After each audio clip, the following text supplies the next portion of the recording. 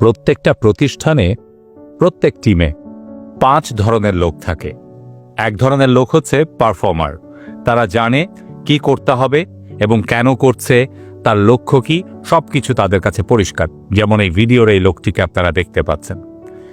এর পাশাপাশি কিছু লোক আছে, তারা খুবই কাজ করার জন্য খুবই দক্ষ, কিন্তু তারা আসলে জানে না যে পরিকল্পনা কিভাবে করতে হয়। অন্য কেউ পরিকল্পনা করে দিলে, রেডি করে দিলে বা অন্য কারো নেতৃত্বে তারা ভালোভাবে কাজ করতে পারে।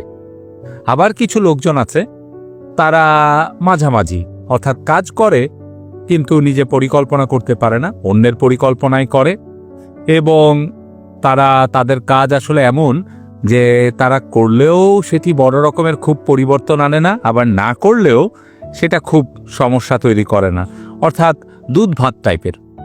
চতুর্থ যে টাইপটি, যেটি আপনারা ছবিতে দেখতে পাচ্ছেন, পিটিএস বলছি, পটেনশিয়াল ট্রাবল সোর্স, তারা যেটি করে সেটি হচ্ছে বিভিন্ন সময় হালকা পাতলা করে নানা রকমের নেতিবাচক কাজ করার চেষ্টা করে, অন্যদের ডিমোটিভেট করে।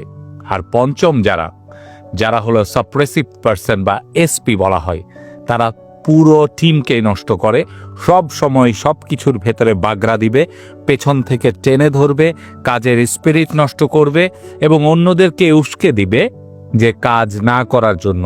বিশেষত যারা দেখবে যে কাছাকাছি যাকে একটু টোকা দেওয়া যায়, দলে ভেড়ানো যায়, তাদেরকে নিজের দিকে আনার চেষ্টা করবে, যার ফলে পুরো টিমের যে গতি কাজের সেটা কমে যায়।